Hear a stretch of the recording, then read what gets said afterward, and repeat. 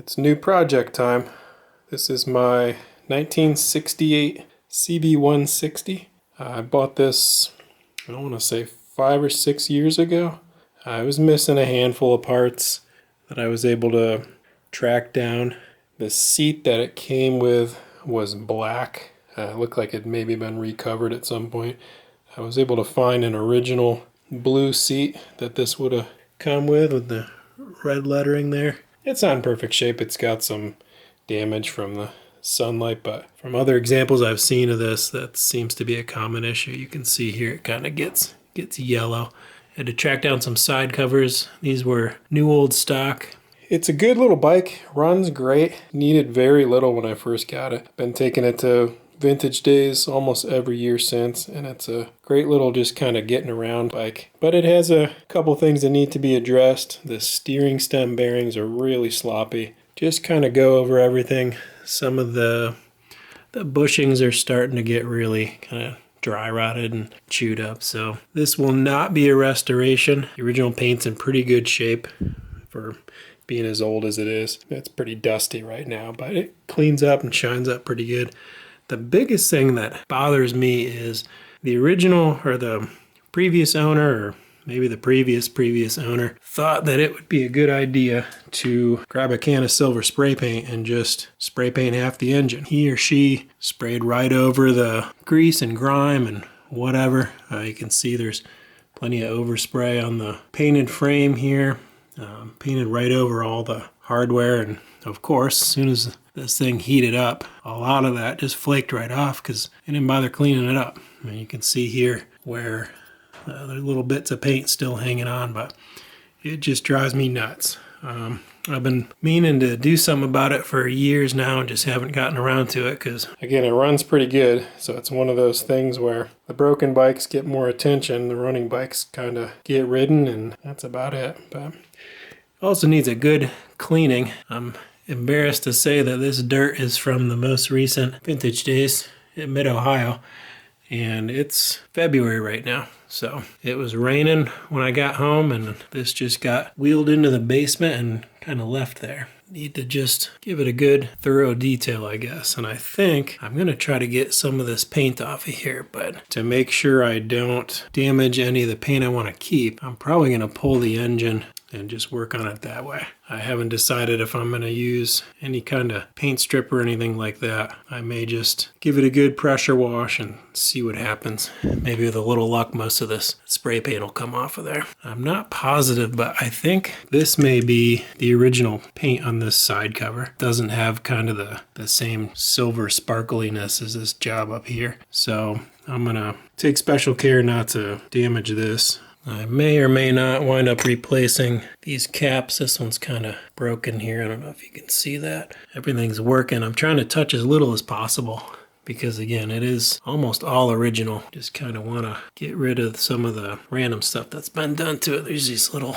decals here. I'm not sure what that was originally. The side covers it came with were painted kind of a navy blue. I guess they were trying to match what was on the bike, but it had all kinds of decals on there. Somehow, I'm not sure what did it, but both of the fork ears here are kind of buckled in. You can see over on this side. Hesitant to do too much because I don't want to damage the paint because I have no intention of repainting this thing. We'll have to see. Only a little over 7,000 miles on this bike. Good little example. I don't see a whole lot of these come up for sale, and even less blue ones with that blue seat. I think that's just kind of a neat color combination there. So over the next couple weeks or so, I'll get the kids to give me a hand. We're probably gonna mostly disassemble this thing. Just go over every little bit, check all the seals and bushings and bearings, and make sure this thing is as good as it can be.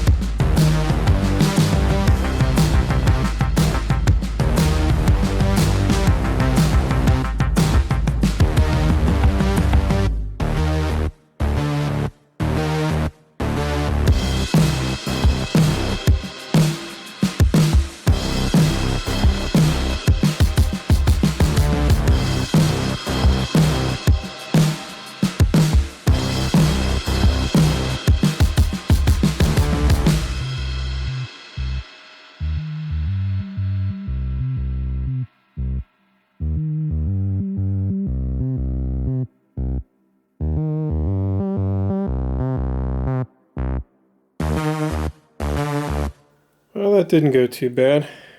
Kind of made a mess of the basement here, but it's a pretty simple bike, so it came apart pretty quick. Got one of the kids in here to help me at one point, but for the most part, everything's in pretty good shape. It's just really, really filthy. I didn't come across anything that wasn't damaged that I didn't already know about, which is always nice. Plan hasn't really changed here. I'm gonna fight the urge to really shine this thing up and start replacing a bunch of parts. This is just gonna be basically just going through and replacing anything that's damaged or worn. One of the main things in this I kind of knew about because you could kind of see it, but these rubber let me get it to focus here. Bushings here, they are in awful shape. This one here I couldn't even pull off. It's kind of melted onto the frame. So I'm gonna have to see if those are still available. I think these should be a two-piece here. I don't know if I broke this or this is actually a separation point between the two halves, but definitely need to replace those. This side is even a little bit worse. I couldn't even pick that off. I might have to get a wire wheel to get that off. There's quite a bit of little areas of surface rust here, but for the most part, everything's in good shape.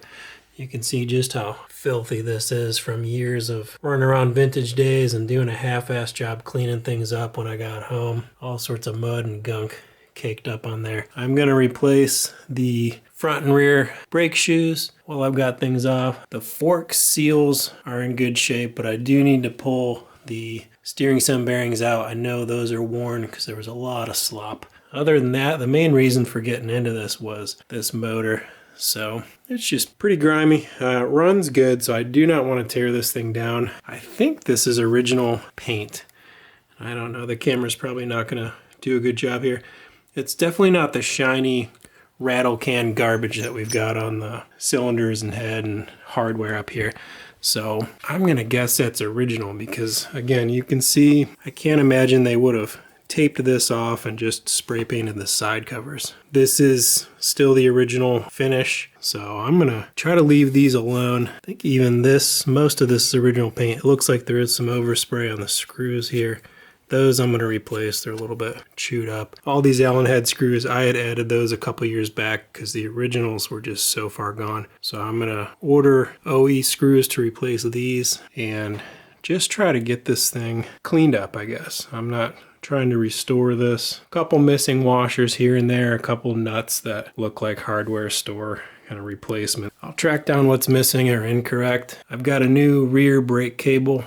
This little stay or whatever you want to call it is broken. There's a little bracket that goes right here on the frame that holds it in place. Other than that, I'm pleasantly surprised. I knew it was in pretty good shape and I've taken good care of it since I've owned it and it wasn't too bad when I first got it. It's nice to have a project that just doesn't keep getting worse and worse as you take things apart, kind of like the Super Hawk over there. Looks nice now, but man, was it a chore getting it to that stage. I think that's about it for now. In the next video, I'll probably just be doing some inventorying of parts, starting to get things cleaned up. A couple pieces up here. This rubber grommet is pretty well gone. I don't know if they still sell those. I might just get a generic grommet to go in there because that one's falling apart. And then I've been running these foam filters. I have the original filters, I think. I'm gonna have to go through my parts bins, but they were falling apart, so I may try to rebuild those. The foam ones work okay, but I prefer to use the original setup whenever I can. I don't know if that'll be a separate video or not. We'll just have to see how it goes. But if you made it this far, thanks for watching, and hopefully in the next week or so I'll have a part 2 of this video.